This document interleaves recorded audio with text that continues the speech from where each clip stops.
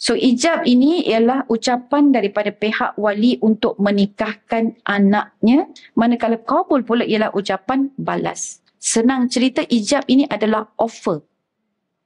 Qabul itu adalah penerimaan. Selalunya kalau saya tanya, tapi saya pernah tanya yang perempuan.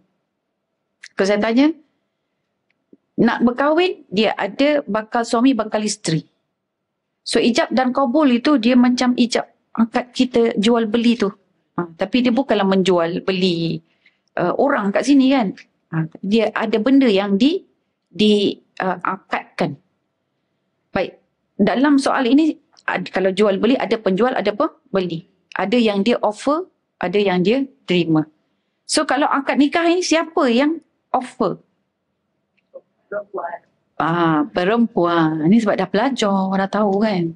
Majoriti jawab lelaki. Sampai sekarang.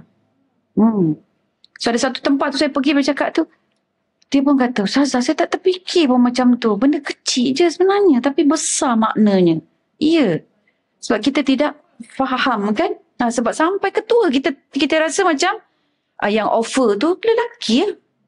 Takkan perempuan jadi perigi cari timba pula katanya gitu kan. So tidak, sebenarnya yang offer itu adalah pihak perempuan, walinya yang offer. Bila datang soalan yang kedua, apakah yang di-offer? Sebab tu dia kena ada wali. Tak ada wali tak sah. Wali offer apa? Tanggungjawab wali kepada suami.